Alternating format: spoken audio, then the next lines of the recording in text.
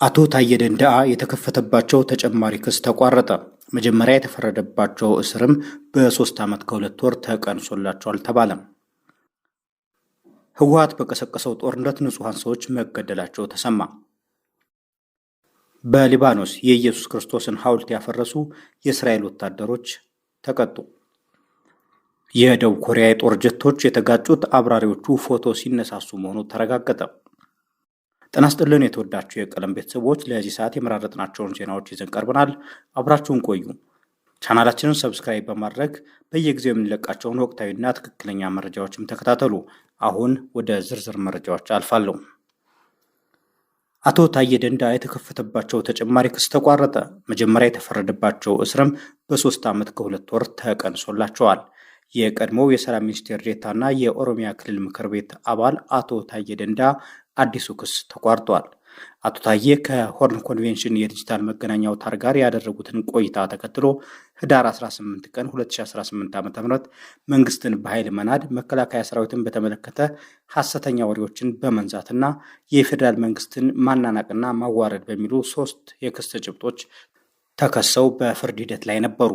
ጠበቃቸው አቶ አበራ ንጉስ በጉዳዩ ላይ ለመገናኛ ብዙሃን በሰጡት አስተያየት ክሱ የዋስትና መብትን የሚያስከለክል አይደለም በማለት ቢሟገቱም የፌዴራል ከፍተኛ ፍርድ ቤት የተጠየቀውን የዋስትና መብት በመከልከሉ ጉዳዩን ወደ ፌዴራል ጠቅላይ ፍርድ ቤት አቤት ብሎ በዛሬው ዕለት ክሱ በስር ፍርድ ቤት መቋረጡን መስማታቸውን ገልጸዋል። ጠበቃ አበራ ንጉስ እንዳሉት ከሳሽ አቃቤ ሕግ ክሱን ለምን እንዳቋረጠ በዛሬው ችሎት ላይ በቀረበው ደብዳቤ ላይ አላብራራም። ቀደም ብሎ ህገወጥ የጦር መሳሪያ ይዘው ከመገኘት ጋር ተያይዞ የተፈረደባቸው አቶ ታዬ ደንደዓ አዲሱ ክስ ቢቋረጥላቸውም ከእስር መውጣት እንደማይችሉም አቶ አበራ ገልጸዋል። ሆኖም በቀድሞ ክስ 7 ዓመት ከ2 ወር እስር ተፈርዶባቸው የቆዩት አቶ ታዬ የእስር ጊዜያቸው ወደ ጠቅላይ ፍርድ ቤት በተደረገ አቤቱታ ወደ 4 ዓመት ዝቅ ማለቱን ጠበቃቸው በአስተያየታቸው አስረድተዋል። ህወሓት በቀሰቀሰው ጦርነት ንጹሐን ሰዎች መገደላቸው ተሰማ። በምርጫ ቦርድ ህጋዊነቱን ያጣው ህወሓት ከሰኞ ጀምሮ በአማራ ክልል ጦርነት መክፈቱ ተሰማ። ዶቼ ቬለ በአማርኛ ቋንቋ አገልግሎቱ እንደዘገበው ህወሓት በአማራ ክልል ዋግ ኽምራ ብሔረሰብ አስተዳደር አበርገሌ ወረዳ ከሰኞ ሚያዝያ 12 ቀን 2018 ዓ.ም ጀምሮ ጦርነት ከፍቷል። በጦርነቱም የአካባቢው አስተዳደር የመንግስት ሰራተኞች መታገታቸውና ንጹሐን ሰዎች መገደላቸው ተሰምቷል። እንደ አካባቢ ነዋሪዎች ገለጻ ጦርነቱን የጀመሩት የህወሓት ታጣቂዎችና በአካባቢው ከሚንቀሳቀሰው የአገው ሸንጎ ታጣቂዎች ጋር በጥምረት ነው። ስማቸው እንዳይገለጽ የፈለጉ የአበርገሌ ወረዳ አንድ የስራ ኃላፊም በወረዳው ሰዎች መሞታቸውን፣ በርካቶች መታገታቸውን፣ እሳቸውም አምልጠው ወደ ሰቆጣ በእግር እየተጓዙ መሆኑን ለዶይቼ ቬለ ተናግረዋል። የአበርገሌ ወረዳ ዋና አስተዳዳሪ አቶ ነይኑ በላይ በአካባቢው አለመኖራቸውን ገልጸው የስልክ ግንኙነት ባለመኖሩ የደረሰውን ጉዳት ማጣራት እንዳልቻሉ አስታውቀዋል። ሌላ ቦታ ነው ያለነው፣ እኛ ብዙ አሁን መረጃ መስጠት አንችልም፣ እዛ ያሉትን አካላት ስልክም ስንደውል ማግኘት አልቻልንም ብለዋል። ጦርነቱ በትግራይ ታጣቂዎች ተመርቷል የሚለውን የነዋሪዎች ቅሬታ በተመለከተ ዶይቼ ቬለ ከትግራይ ክልል ኮሚኒኬሽን ቢሮ ማብራሪያ ለማግኘት ያደረገው ሙከራ እንዳልተሳካለት አስታውቋል። ይሁን እንጂ ህወሓት ጦርነቱን እኔ መራሁት ብሎ ያምናል ተብሎ አይጠበቅም። በሰሜን እዝ ላይ በ2013 ዓ.ም ጥቅምት 24 የፈጸመውን ጥቃትም መካዱ የሚታወስ ነው። ህወሓት የዘር ወቅት በደረሰ ቁጥር ለማረስ እንደሚጓጓ ገበሬ ለጦርነት የሚንሰፈሰፍ ድርጅት ነው። ከሰሞኑ የክልሉን ጊዜያዊ አስተዳደር ስልጣን ከጀኔራል ታደሰ ወረደ ነጥቆ ለመውሰድ በጨበራ ምርጫ ከ6 ዓመታት በፊት ወደ ስልጣን አምጥቷቸው የነበሩትን ኃይሎች እያሰባሰበ ነው። ይህ ደግሞ የፕሪቶሪያውን ስምምነት በይፋ የሚንድ መሆኑንና ክልሉን መልሶ ወደ ጦርነት የሚያስገባ ተግባር መሆኑን የተለያዩ አካላት እያስጠነቀቁ ነው። ለትግራይ ህዝብ አላስፈላጊ ዋጋ መክፈል ደንታ የሌላቸው የህወሓት አዛውንቶች የራሳቸውን ልጆች አውሮፓና አሜሪካ እያስተማሩ የድሃውን ትግራዊ ልጅ ለጦርነት ለመማገድ እየተዘጋጁ እንደሆነ እየተገለጸ ነው።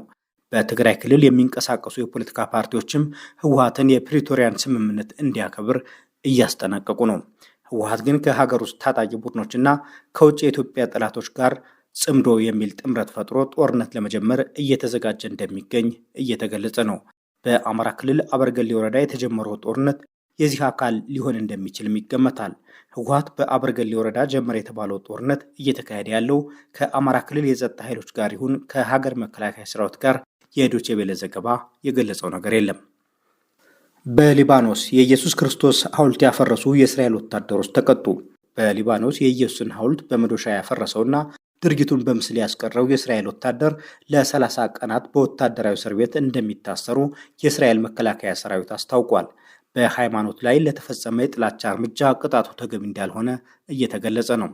ድርጊቱን እንደፈጸሙ የተገለጹት ሁለት የእስራኤል ጦር ወታደሮች ምርመራ ከተደረገ በኋላ ከዘመቻ ግዴታቸው እንደሚሰናበቱ ተነግሯል።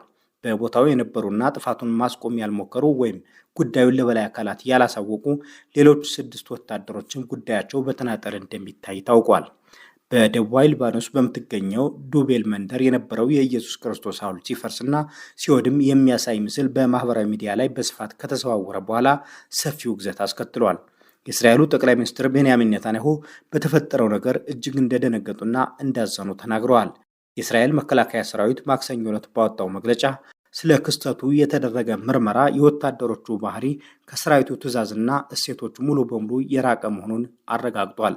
በክስተቱ ጥልቅ ሐዘን እንደተሰማውም አስታውቋል ተብሏል። የእስራኤል መከላከያ ሰራዊት አባላት ከአካባቢው ማህበረሰብ ጋር ሙሉ በሙሉ በመተባበር የተጎዳውን ሐውልት መተካት እንደጀመሩም ተነግሯል።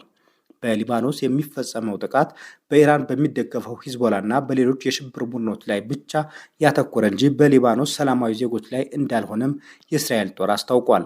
የአካባቢው ነዋሪዎች እንደተናገሩት ሐውልቱ በዱቤል ዳርቻ በሚገኝ የአንድ ቤተሰብ መኖሪያ ቤት ውስጥ የቆመ ነበር። እስራኤል ከሂዝቦላ ጋር እያደረገች ባለው ጦርነት ወቅት ነዋሪዎች በአካባቢያቸው ውስጥ ከቆዩባቸው ጥቂት መንደሮች አንዱም ነው።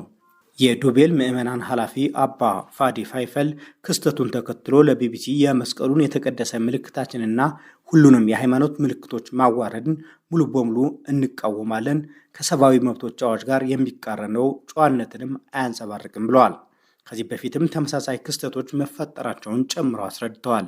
ድርጊቱን ካወገዙት መካከል በእስራኤል የአሜሪካ አምባሳደር ማይክ ሁካቢ ሰኞ ዕለት አስጸያፊውን ድርጊት ተከትሎ ፈጣን፣ ከባድና ለሕዝብ የሚገለጽ እርምጃ እንዲወሰድ ጥሪ አቅርበዋል። ኔታንያሁ በሊባኖስና በዓለም ዙሪያ ያሉ ክርስቲያኖች ላይ ላደረሰው ጉዳት ማዘናቸውን ገልጸዋል።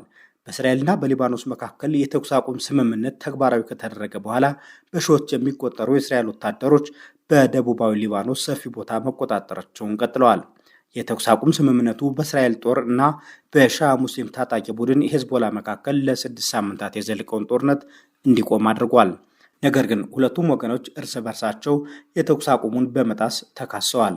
ሂዝቦላህ ኢራንን ለመደገፍ በእስራኤል ላይ ሮኬቶችን መተኮስ የጀመረው የካቲት 21 ቀን 2018 ዓ.ም እስራኤልና አሜሪካ በቴህራን ላይ ጦርነት ከከፈቱ በኋላ ነው። እስራኤል የካቲት 23 ቀን 2018 ዓ.ም በሊባኖስ ወታደራዊ ዘመቻ የጀመረ ሲሆን ይህም ከ1 ሚሊዮን በላይ ሰዎችን አፈናቅሏል። በእስራኤል መጠነ ሰፊ ወታደራዊ ዘመቻ ከ2290 በላይ ሰዎች መገደላቸውን ከነዚህም ውስጥ 177ቱ ህጻናትና 100 የጤና ባለሙያዎች መሆናቸው ተገልጿል። የእስራኤል ባለስልጣናት እንዳሉት በተመሳሳይ ጊዜ በሂዝቦላ በተፈጸሙ ጥቃቶች 13 የእስራኤል ወታደሮችና 2 ሰላማዊ ዜጎች ተገድለዋል። በመጨረሻም የደቡብ ኮሪያ የጦር ጀቶች የተጋጩት አብራሪዎቹ ፎቶ ሲነሳሱ መሆኑ ተረጋገጠ። መቼም ይህንን ጉድ ስትሰሙ መገረማቸው አይቀርም። በደቡብ ኮሪያ 2 F-15K የጦር ጀት አውሮፕላኖች ከተልኮ ሲመለሱ መጋጨታቸው ከተሰማ ቆይቷል። የጦር አውሮፕላኖቹ የተጋጩበት ምክንያት በምርመራ ተረጋግጦ ዛሬ ይፋ ሲደረግ ግን የቀበጡ ዕለት ያስብላል።